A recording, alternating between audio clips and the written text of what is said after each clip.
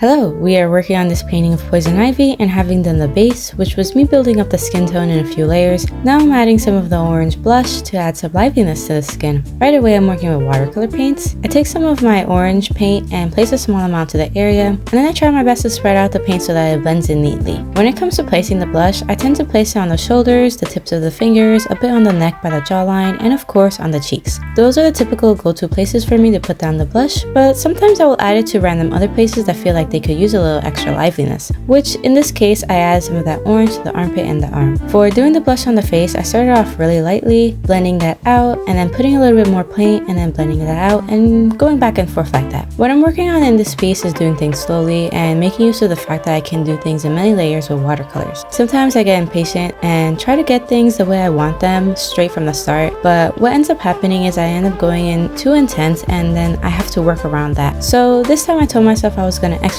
patience and do things slowly and more relaxed in many layers, which ended up working out really well. Anywho, after placing the blush, I go in and add another layer of the skin tone over the entire skin, which I did really just to smooth things out, since I was working in sections with the blush, so there were some dry areas while other areas were wet, and well, I feel like you don't see it so much on camera, but while painting I could see the faint separations, so I just went over and added that layer over the entire skin, making the entire thing wet so that they can dry at the same time, smoothing out all the blending that I had just done. Or well, that was my logic. Next up, we are deepening the shadows with the brown, and well, while doing the nose though, I accidentally had dipped my brush in some purple. So that shadow was starting to come out looking a little purple, but it was fine. It actually worked out looking fine. And well, I go around to all my shadow spots and add that layer of my purple brown color to deepen those shadows. So with this clip and the previous, you see how I build up the skin in layers with watercolors, add shadows, and add blush so that the skin is all complete by the end here. So yeah,